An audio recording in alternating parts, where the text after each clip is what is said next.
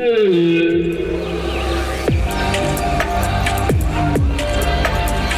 listening to Word on the Reef, diving into marine science on the Great Barrier Reef and beyond, with Tanya Murphy and Brett Goodban.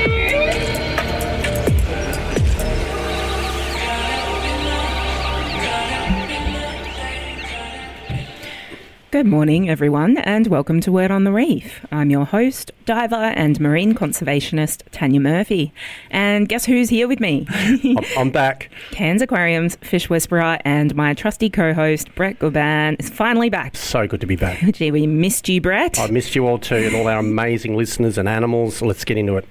So I was just listening to the news. If anyone else was listening to the news that was on just before this show. Yes. Dolphins and killer whales teaming up together to hunt salmon. How cool is that?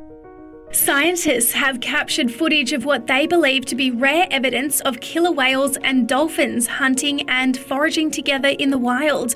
The BBC's science correspondent Victoria Gill has some of the first recordings.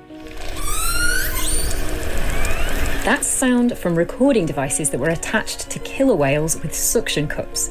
Researchers who were studying the predators off the coast of British Columbia in Canada found that they often hunted salmon alongside another species, Pacific white-sided dolphins. The team of scientists captured 25 instances of killer whales changing their course to follow dolphins on their foraging dives. And they saw the dolphins scooping up salmon left over from the whales. There was no sign of any aggression. Both species use sound to navigate and to hunt, listening for echoes. Isn't that brilliant? From what we could understand in the 30 seconds, the killer whales are doing all the hard work and the dolphins were coming in and eating the scraps. Yeah. But talking to each other at the same time. Well, they said there was cool. no aggression, though. No aggression? No. It reminds me of when my dog comes up to the table and wants some scraps. And it's like, okay, here you go, buddy. Yeah, like Bazza, my cat. We're talking today with someone who might know a bit about whales and dolphins and some other really cool animals. And you might have to put your wetsuit on, Brett, which I know you hate. Wetsuit and cheating. But it'll be worth it because we're going to be looking at some animals that live down in the Great Southern Reef again to learn about Australian sea lions and giant seafaring birds. Oh. The albatrosses. But we also have some important updates about Australia's nature laws. As you know, Australia is known for its unique natural landscapes and wildlife. People travel from all over the world to experience our forests, iconic animals like koalas and dugongs, and marine ecosystems like the Great Barrier Reef. So many people are absolutely shocked to discover that our laws haven't been doing the best job of protecting these natural wonders that Australia is so famous for.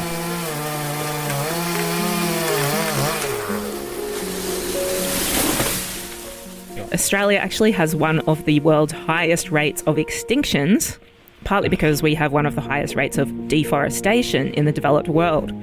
We've killed off around 100 species of flora and fauna since colonisation, which was less than 200 years, with more than 2,000 species of flora and fauna on the threatened species list, including the koala, which was added in 2022, and there have been 42 new additions this year alone. But now, I want everyone who can safely do so to please rub your hands together and get them warmed up. Get ready to clap and cheer. Okay, ready? Right. So, dozens of environmental groups and thousands of ordinary Australians have spent years protesting, signing petitions, writing letters to politicians, and generally agitating for the government to strengthen our weak nature laws here in Australia. And guess what? Oh, bring it to us. It worked. Woohoo! Yay, big round of applause to all you legends out there. Well done. So, just a couple of weeks ago, the Australian government made the monumental decision to improve our nature laws for the first time in over 2 decades. Yep. I feel like I can hear the applause of everyone in Cairns coming in through the window. So, thanks everyone who was involved. I love it when we get to celebrate a win for nature on this show. Absolutely. But, okay, to be real, one new Act of Parliament isn't going to fix everything. So what do these new laws actually mean and how will they affect the places and animals you love? To answer these questions, our guest today is Alexia Wellbelove, a zoologist and fisheries and threatened species campaign manager at the Australian Marine Conservation Society. Good morning, Alexia. Welcome to Word on the Reef. Morning, guys, and thanks for having me. Good morning, Alexia. Great to have you on the show. Now, before we dive into those exciting changes to our nature laws, let's rewind a bit. Can you tell us about your background and how you first discovered your passion for protecting wildlife? So, I guess, like many people, as a kid, I loved animals, and I think it was probably prompted by, we always had a few animals around, but my parents, when I was sick home from school, the solution was to put me in front of a David Attenborough doco. And I think that ignited not just my love of animals around the world and how they use their environment, like we've just heard on the news, but also like wanting to actually protect them and do something that actually helps them rather than just admire them. That wasn't enough for me. And so throughout my schooling, that was really important to me. And then I followed that through by doing a zoology degree. And then for the past 25 years or so, I've worked in environmental organisations, really working to make sure that we can actually protect and conserve animals, because I want my kids and future generations to be able to enjoy them like I have. Yeah, absolutely. And you can't underestimate the power of Sir David's documentaries. No, that's it. Yep. Long may they be the choice of parents trying to distract children. Hopefully there's more kids watching it now that we've got that social media ban. Sit them down and chuck them in front of Attenborough. Yeah, that's true. Perfect. Absolutely. Alexia, so you're originally from the UK, but you live in Sydney now, right? No, actually Australian, but when I was a kid, my family moved to England, and then I came back just over a decade ago and brought everyone over here, and Australia's my home, always has been, but I lived overseas for a while, so that's why the accent.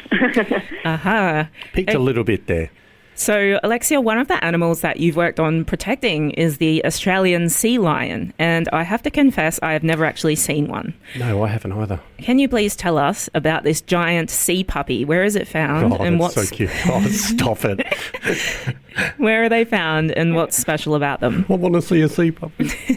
Well, you're going to need your wetsuit, Brett. Oh, okay. Yeah, you might need your wetsuit. I mean, I love Australian sea lions. They're actually our only endemic Australian sea lions, so they're only found in Australia, and they're our only seal or sea lion that are only found here.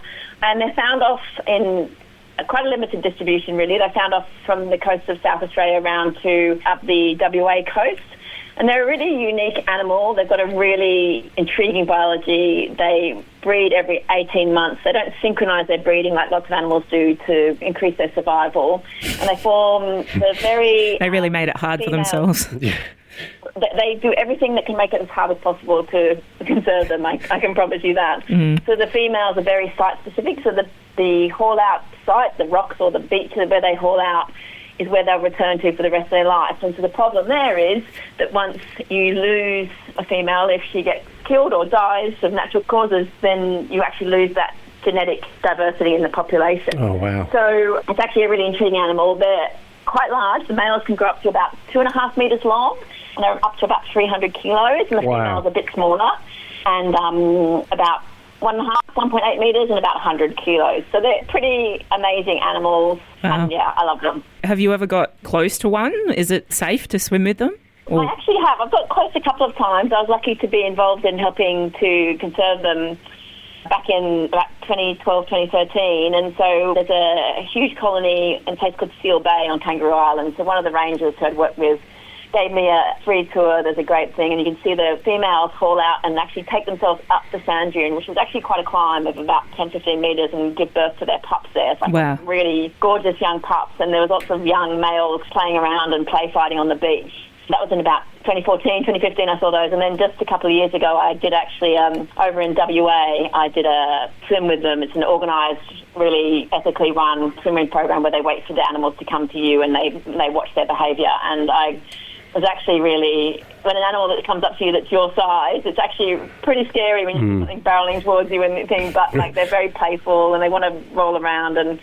Yes, I've seen them up close, but also, respectfully keeping my distance. So not generally an aggressive animal then? Well, I think they have their moments. You have to be careful. Like any animal, yeah. Don't go near the pups, that would be my guess. Yeah, that's right. Yeah, exactly. Stay away from the kids. You don't get between a mum and a pup. I mean, if you weigh 200 kilos and you have to climb up a hill to give birth... That's something you stay away from. She's not happy. Yeah, it must be such hard work for them. I would love to have that kind of experience of having a sea lion swim up to me in a controlled environment. Footage, where people they go diving down there and the sea lions come up and swim across in front of the diver's face and stare at them and swim off or blow bubbles at them. Yeah. That'd be pretty cool. Yeah, I don't know if the viral videos that I've seen might be seals or... Yeah, so can we we've been down this road before, haven't we? The difference between a sea lion... pick me. And go. Sea lions have their ears still visible. That's right. And they can move around on land a bit more, whereas seals don't have visible outer ears and are less gainly on land, All right. less I'm graceful impressed. on land. That's good. Nailed it. Well done. So what do they eat? So they eat crustaceans and little octopus and sometimes small sharks, cuttlefish, but they'll also eat things like whiting or anchovies. They love a rock lobster or a crab, but even sometimes rays or penguins if they come across. Oh, crikey. It's quite a broad diet, but I think the squid, octopus, cuttlefish form quite a big part of their diet in most parts. Okay, so they love the calamari. Enough to be able to, yeah. Just rock lobster and squid. Yeah, they're dining out in 5-star fashion. Okay. There's actually been some amazing footage, if you look it up, of scientists putting cameras on their backs, and they have recorded them swimming along the bottom of the seafloor and actually catching the octopus, and the octopus squirting out its ink, and they eat on the fly. Ah, fast food. Keep going. But, yeah, it's quite amazing footage, actually. Octopus drive-through. So what are the threats to this beautiful Australian sea lion? They're quite endangered, aren't they? Yeah, they're actually listed as endangered under our national nature laws, and one of the main threats to them really is from what's called bycatch, being caught and killed in fishing in gill nets, things like that. And what I was involved with back in 2012, 2013 was actually there was some science that came out that showed there was hundreds being caught and killed each year, and that resulted in some spatial closures being put in place around breeding and feeding sites to give these animals extra protection, just because if we lose one female, you actually lose, as I said earlier, that diversity in the population. That this species, because it's so unusual in its biology, it really can't afford to lose it. So fishing is the main one. Climate change is actually a massive problem for them because they are so faithful, because the female returns to the same site throughout their life. They won't even move like half a kilometre. Wow. So there's genetic diversity in half a kilometre along South Australian and Western Australian coast is totally different. But obviously some of their haul-out sites are being impacted by climate change. And so there's scientists who are working on how do you protect some of these haul-out sites, because if we can't encourage them to move, because they're so site-specific, what are we going to do? But also sounds familiar, doesn't it? And we're quite worried about bird flu coming in and what the impacts of that could be. So, same as our sea turtles at the moment. Yeah, we just did an interview a couple of weeks ago about how they had to evacuate sea turtle eggs from an island on the Great Barrier Reef because of rising sea levels. And the sea levels have risen about 20 centimetres in the last 150 years due to humans burning fossil fuels. And 20 centimetres might not sound like that much, but it's enough that some of these low-lying islands, the turtles can't lay their eggs there anymore without them just being washed over by the high tide. And so to hear that seals can't get out safely on the beaches where they're programmed to go to is very interesting. And you wonder how many other species are also being impacted as well, right? Yeah, well, I mean, some of these haul-out sites are actually, like, if you think about the Great Australian Bight, if you've ever seen some vision of that, some of them are just literally rocky platforms at the bottom of enormous cliffs. Yeah. Actually, until recently, it's been really hard to know how many there are because they've just been inaccessible unless you, like, drop in by helicopter or even boat. And what we've done to get some of these fisheries, we got some closures and some extra management measures so that if the fishery caught 1 or 2 sea lions, they actually had to close and stop fishing in that area. And we got some other spatial closures around where they haul out and where they feed in Western Australia, but those aren't quite as effective so far. We don't know quite as much about what's happening in WA, so we're working on improving that at the moment and getting a bit more science. But yeah, that's really had a significant impact in stopping the mortalities, and we're seeing some kind of stabilisation of the population, which is good. Just to clarify, what were you calling the area where they haven't? Haul out. Who? Haul out. Haul out. I think of boats when you think of hauling something out of the water. Yeah, but that's what right. seals do with their body. Yeah. Well, there's a lot to haul out, isn't there? Yeah, they call them subpopulations, is what the scientists call them, because they just don't share any genetics even within a kilometre or less between each other. There's all these sort of subpopulations all around the coast of South Australia and up into WA. So, yeah, they haul themselves out onto wherever they can, rocky platforms, islands. Kangaroo Island is one of the biggest populations. There's a lot more Australian sea lions in South Australia than there are in WA. The WA populations are much smaller and a bit more dispersed. So the South Australian populations are really a crucial one to make sure that we look after. I think that's just heartbreaking if they are programmed, like sea turtles are, to go back to the same place every year or whenever they want to give birth, and they arrive there and their one rocky platform that they're programmed to go back to is sinking below the rising sea levels. You said that they refuse to go anywhere else, so it's pretty heartbreaking. It's their little place. 20 centimetres doesn't sound like much, but if you've got a school ruler at home, just take 10 centimetres off the bottom of it and stick it next to your leg. That's a decent amount of water rise. Well, especially at high tide. Yeah, absolutely. But I think one of the main problems why they became threatened historically was because people used to just shoot them en masse for their fur. Is that right? Mm-hmm. With the Australian sea lion? For their skins, yeah, that's right. So that's historically not just Australian sea lions, also fur seals as well, and massively wiped out. Fur seals have rebounded massively and are doing much better. I remember that campaign from my youth, like the picture of the fluffy white fur seal. Yeah, it just makes me sick thinking about it now. The harp seals. Yep. Yeah, they're so adorable. That still happens, sadly. That's actually really very brutal with the clubbing. Yeah. But in Australia, we have lots of protections in place, and fur seals have really bounced back. But because these Australian sea lions have got such a awkward biology, they just don't reproduce at a faster rate, and they are more vulnerable because of the way they choose. They're very site-specific, whereas fur seals are a bit more flexible, for want of a better word. But as you mentioned, ending up as bycatch in fishing nets is the big one which we needed to address. And so, Alexia, I think you were involved in a lot of work on helping to get those closures to fishing zones. Is that what you were referring to, that made a big difference for those Australian sea lions? Yeah, that's right. We worked with scientists in Australia who'd done the research that showed what the impacts that was having on the population. We worked with international experts, with the fishery managers, and basically came up with a plan that said, this is what we have to do. We don't take those actions lightly, obviously. And some of those is moving away from using the gill nets, which is like a kind of tennis net in the water, to looking at other forms of fishing, like using lines and things like that to minimise the harm on the sea lions, but also dolphins and other animals were also getting caught in them. So that's really had a huge impact on those animals, which has been amazing to see. Wow, well done. Thank you to everyone that helped to protect those animals. They're just so intelligent and adorable. It's horrible to think about them getting caught in a net.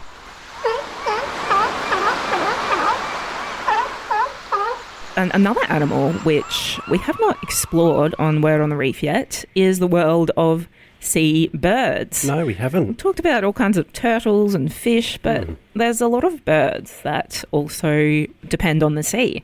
And Alexia, I know that you've had a bit to do with protecting albatrosses, which they're magnificent, aren't they? Which I love. What can you tell us about these giant seafaring birds?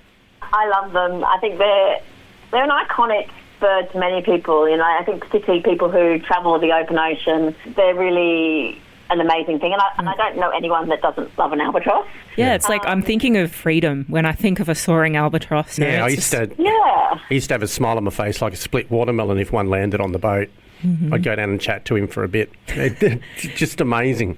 Well, I think aren't they omens of good? Yep, good luck. Good luck, exactly. So, they're amazing birds, right? They're oceanic birds, and they actually spend the majority of their lives over the open ocean. And some species, when they're born, once they fledge and leave the nest, some of them won't actually touch land for up to 7 years later. Wow. Those young birds will travel using the ocean, air currents, the currents, exactly, the wind, and they travel around Antarctica, around Australia, around New Zealand, up to, some of them are found up as far as Africa or Hawaii, but mostly in that sort of Antarctic area.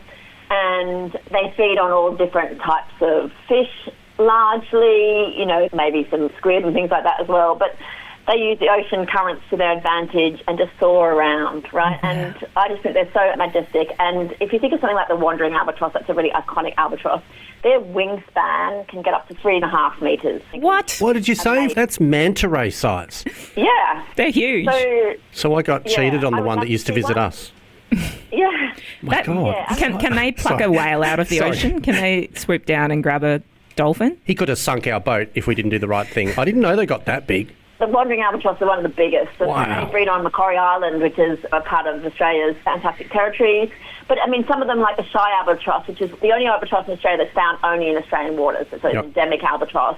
And they breed just off the north-west coast of Tassie mostly and kind of Tasmania, move around that Great Australian Bight. but their wingspan is only about 2.5 metres. So they're one of the smaller ones. It's a lot longer than Brett is tall, for example. So. What? I think it was Jurassic Park coming near me. Yeah. They actually don't weigh a lot, right? Because the way their bones are made, they've got the airfield so that they... Well, they don't want to be too heavy, do they? Otherwise, they're flying around for 7 years. They have hollow bones so that they can fly, Oh, I've got to see me one of them. Okay, so the shy albatross, is it more afraid of humans than the average albatross? Is that why it got its name? I actually don't know how it got its name. Introverted. I think a lot of albatrosses, have been persecuted over the years for different reasons because, in some of those subantarctic islands, they were everywhere. You look at Macquarie Island or something, there's just hundreds of those nests, but they're still very endangered as a group of species, and they're actually the most endangered group of birds in the world because of the pressures they face, because albatross mate for life. So they come back again once again, like the Australian sea lions, they come back to the island where they're born and they mate for life. And if their mate doesn't come back because it's been killed, then they may take a couple of years to find another mate. And these are long-lived species, right? Some of them can live for like 50 or 60 years. So in that time, they can have a few young every couple of years or whatever. But if their mate goes and doesn't come back, then... That's devastating. Yeah. That's why I love our show. I had no idea. Up to 60 years. Yeah. That's a good innings for a bird. Obviously, that's best case, and not all of them will do that. But there have been albatross recorded up to 50, 60 years, so in the wild. That's why they say watch out if you get a parrot for a pet. They'll outlive you, definitely. But sticking to albatrosses, I think that's devastating. An albatross waiting for its partner for years. I know, the mood in this studio just dropped. We both looked at each other and went, oh, really? So that's why, as you say, they're one of the most endangered bird groups on the planet. That's even bigger than a wedge-tailed eagle. Those big monsters we get. The big ones sitting on the side of the road, throwing a kangaroo around? 5 minutes later, Brett's still obsessed with the... Sorry. Yes, they are an extremely large bird. Right. Okay, so what are the threats to the albatross? Why are they so endangered? Well, one of the main threats, once again, is fishing, and particularly long-line fishing. So basically, long-line fishing is when you've got a line with thousands of hooks on it, and each of those hooks is baited with something that basically the albatross, it's like a free lunch, right? It's like you drive through.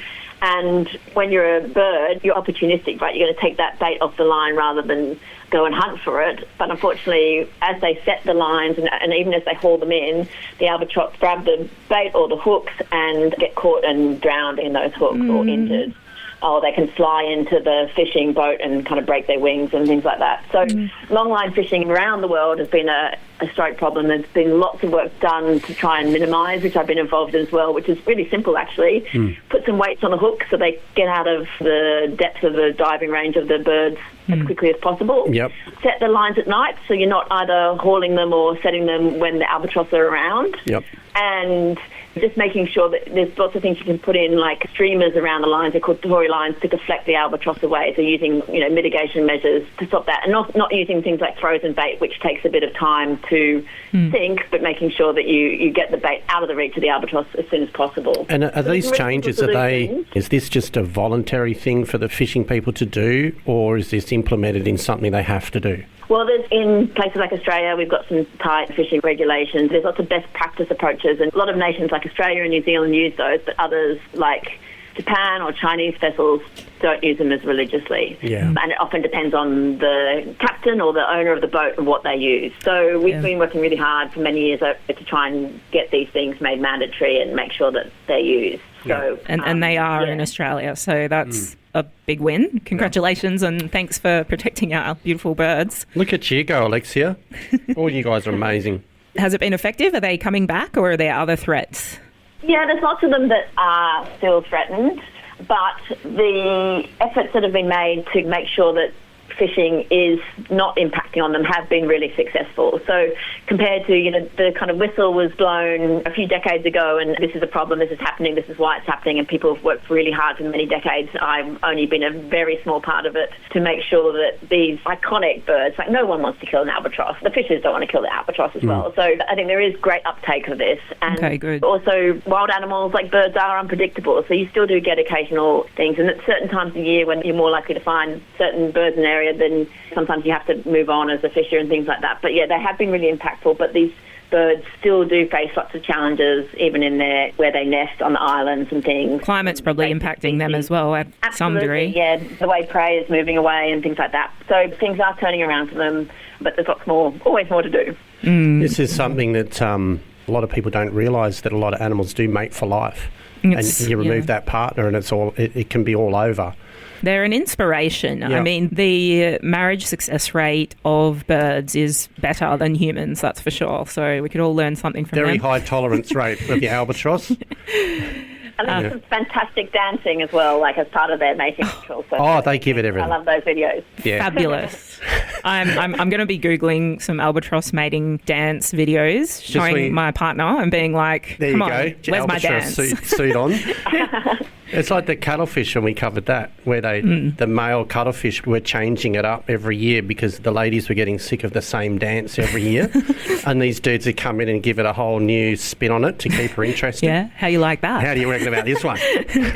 Okay, albatrosses, so happy that the fishing industry were willing to do some of those changes, because sometimes if it takes them a bit of extra time or costs them a little bit of extra money to make eco-friendly choices, sometimes they don't do them, or people in general don't do them. But I'm glad that you made some headway with those long-line fishes.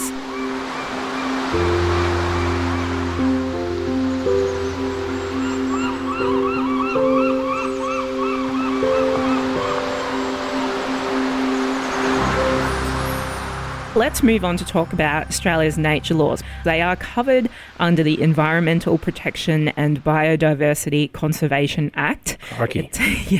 Say that 5 times fast. Yes. It's a bit of a mouthful, but it explains exactly what it's supposed to do. Protect the environment and conserve biodiversity, i.e. stop animals from going extinct. So, Brett, how good of a job do you feel like this act has done so far since it was passed in 1999? Over to you. Anyway, don't worry, everyone. The Environmental Protection and Biodiversity Conservation Act, but we'll just refer to it as the EPBC Act, or Nature Laws for short from now on. So, Alexia, what is the EPBC Act and what were the main problems with it, in a nutshell, in relation to protecting our oceans and marine wildlife?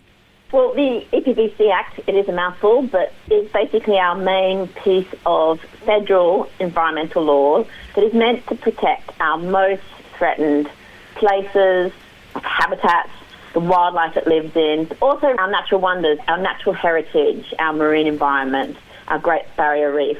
So it came into effect in 1999. Since then, there's been 2 reviews, and the latest was published in 2020, and that basically found that Australia's environment and iconic places are in an overall state of decline and under increasing threat. We're seeing our marine life in a state of decline. We're seeing bleaching on the reef and in Ningaloo. We're seeing a toxic algal bloom in South Australia, and we need resilient wildlife populations to be able to cope with that. And at the moment, we don't have those. We're not getting the outcomes we need. Yeah, I mentioned some statistics at the very beginning of the show that Australia has lost 100 species of flora and fauna since colonisation, with more than 2,000 on the threatened species list. A lot of those threatened species have been added over the past 20 years since the EPBC Act was put in place. So it's not actually protecting biodiversity adequately. But thanks to all the pressure from Australian ocean lovers, the Australian government made an election promise to finally reform and improve the nature laws. But environmental groups like AMCS still found that the reforms they proposed were not adequate. Why was that? Well, I've been working on this for about 15 years, and really, together with colleagues in other organisations, the Australian Marine Conservation Society has been pushing on this really hard for the last 5 years to try and get these laws reformed, because basically it was found they're not delivering to nature, but they're also not working for business, because as part of these laws, they also are responsible for making sure that any proponents of developments that impact on the environment use these laws to conduct an environmental assessment as to what are the impacts. And unfortunately, we've been trying really hard to get these laws reformed for a few years, and unfortunately the reforms, as they came around this time, the focus was really about how we speed up approvals for housing and also how we speed up approvals for renewable projects. Now, those things are both really important, but in our view, that shouldn't be at the expense of our most precious wildlife and iconic places. Right. We needed laws that actually deliver outcomes, and one of the main criticisms of the EPBC Act is it's been very process-based. It's been like, have you ticked that box?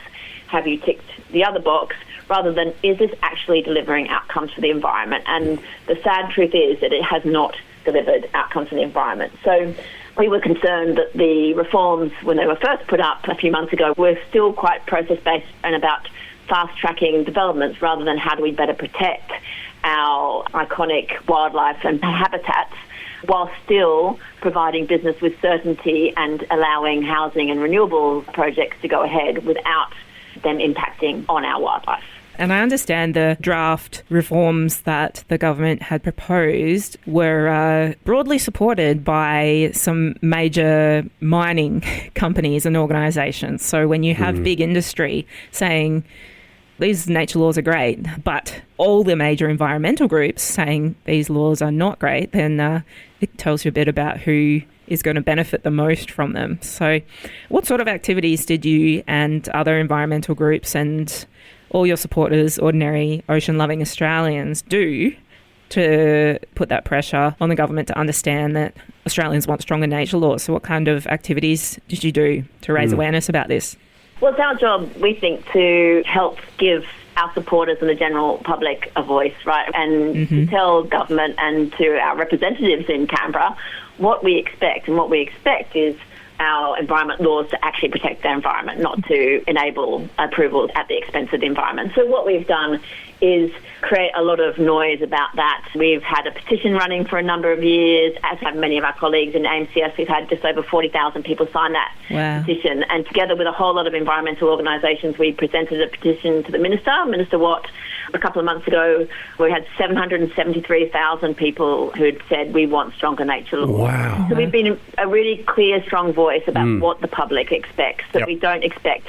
We saw this time last year the miners and the resource industry push back and actually result in laws that were put forward to last year's Parliament to make sure that those didn't go through. So this time we were loud, we used billboards, we used public pressure. We also went and talked directly to the politicians and said, this is what we expect, this is what we want. The reviews show that these laws aren't working, they aren't delivering for the environment. It's on this government to put in place laws that will deliver, and how are you going to do that? And really putting the onus on them to make sure they do a deal within Parliament that actually delivers outcomes and doesn't continue this awful state of decline. No one wants our environment to decline. So if we have laws that keep facilitating decline, what are we going to do to turn it around? Well done. Hopefully everyone's got their hands warmed up and they're giving you little fairy claps through the radio. I hope you can hear them, because you guys worked really hard to help Australians have a voice, because I'd say that the majority of listeners, everyone out there, wants to have a beautiful nature full of biodiverse animals to pass down to future generations. It's just what everyone wants. And unless all of those people have the ability to join their voices together with a petition or the sort of things that you helped organise, then those voices may go unheard and the government will just listen to powerful industry. But we need them to listen to the actual people, and that's what's wonderful when you organise things like petitions and stuff like that. So it seems like your voices were heard, because finally 2 weeks ago, on the 27th of November, the Australian government reached an agreement with the Australian Greens to strengthen the law reforms for nature and pass them into law. Woohoo! Hey. So what's in those? Yeah, and more resounding applause from I can hear them coming in the window. They're coming through the door. So what's in those new laws in terms of positive outcomes for our oceans? Well, what we got is what we hope will turn into stronger safeguards for what we call critical habitat, where animals feed, breed, migrate.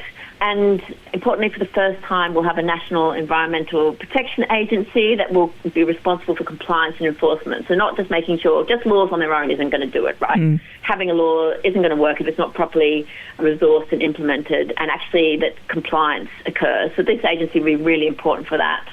We also have an agreement, a foundation for what's called national environmental standards. And that's going to be really essential to deliver what last reviewer, Professor Graham Samuel, called transformational change. He actually said we need a quantum change in how we protect our environment.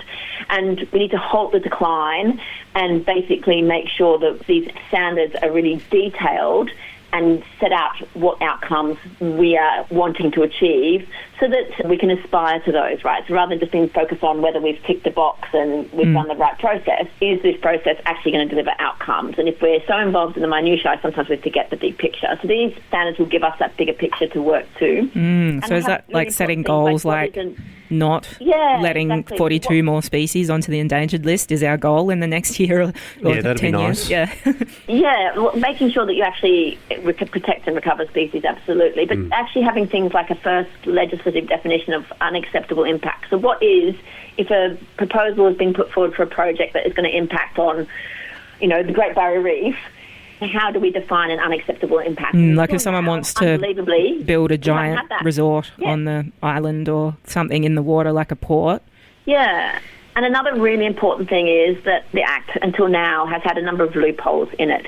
And one of those really awful ones is that in the Great Barrier Reef catchment, you have been able to clear vegetation from the riparian areas from in the water catchment without being assessed.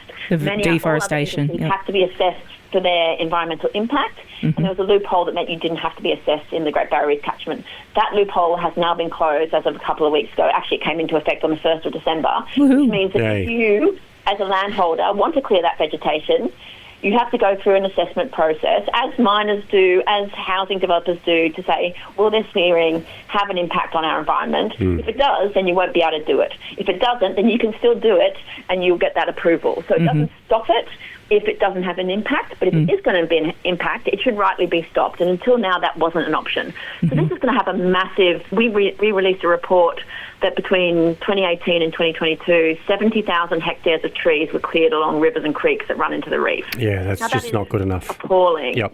Because that impacts the water quality on the reef. And the Great Barrier Reef is an important economic resource, and no one wants to go and snorkel or dive on a cloudy reef. So these protections are really important for tourism and the economic powerhouse that the reef is. Yeah, we did an entire interview with Max Hirschfeld 3 or 4 weeks ago where we talked about how deforestation on land is a major driver of erosion and sediment running off and smothering corals and seagrass in the ocean. So for anyone who's wondering why deforestation is so connected with the health of the Great Barrier Reef, make sure you go back and check out that episode. But yeah, we're very happy. The Great Barrier Reef animals are cheering because of the closure of those deforestation loopholes. And there's another way you could do it. If you're in Cairns, you could pop into the Cairns Aquarium and follow that same journey. Yeah. And listen to some amazing shows. Go and see Brett. Sorry, we interrupted Alexia. There's only 4.5 minutes left, so please continue with what you wanted to say. Well, what we didn't get in these laws, we really hope that we'd have the parts of the Act that help improve the conservation planning or making sure we actually resource the recovery of species. So once a species becomes listed, we actually need to resource it and look at what's driving their decline and how do we get them off the threatened species list, which we want to do. And unfortunately, those parts of the Act weren't touched in these reforms. So that's something that we're going to focus on now and say, how can we don't just want the list of threatened species to be getting bigger, we want actually species to be going onto it and then coming off, because we've done some really great actions on the ground to help protect those species, be that a swordfish or a koala. So there's work to do there.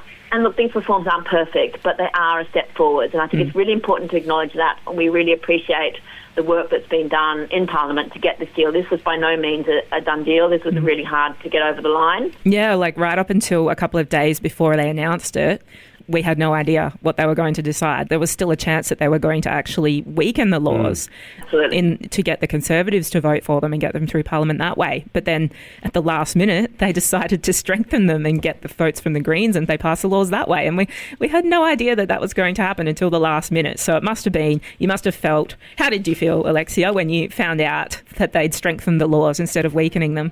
Relieved and extremely happy. And this is, I've been working on this for 15 years. We haven't had this progress in that time. It's really important to mark this progress, and there's always more to do, but yeah, just grateful that we'll see some improvements on the ground, in the water. Absolutely. Yep.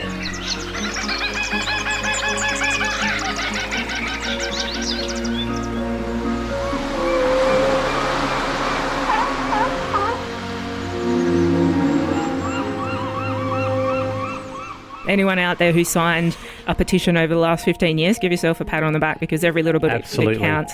What do you feel this shows us about people power, Alexia? Well, it's powerful, right? And sometimes you can feel hopeless and you feel like you've been asking the same thing for years. But actually, politicians do listen and they do care and they are our representatives.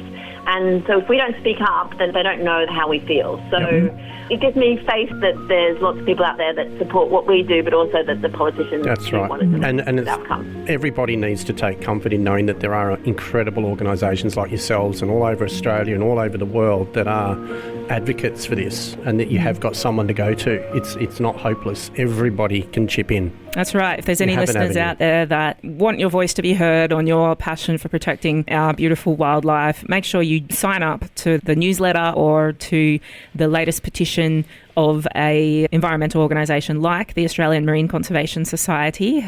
Look them up online, head to their website, marineconservation.org.au, and sign up, and you can find out what they're doing next, because although this particular campaign has been successfully completed now, there are still unfortunately some other threats, many other threats to our marine wildlife. Yep, it's ongoing. What to do. Yes. Today we celebrate, and then tomorrow we get to take another step forward to the next thing. Yep, back into the hard work. So make sure you support the work of the Marine Conservation Society, guys, because if you feel alone, you can join together with lots of other people by joining a group and make a really big impact. Yep. Sadly, that's all we have time for today. Alexia Wellbelove, zoologist and Fisheries and Threatened Species Campaign Manager at the Australian Marine Conservation Society. Thanks for all your amazing work, and thanks so much for joining us on Word on the Reef today. Thank you. Thanks, Alexia. Amazing job, mate. Have a great week. Yes, Thank and you. thanks to all our listeners for joining us on Word on the Reef. We'll be back next Friday at 10 a.m. with more awesome marine science adventures. Best fishes. Have a great week. Bye. See you next time.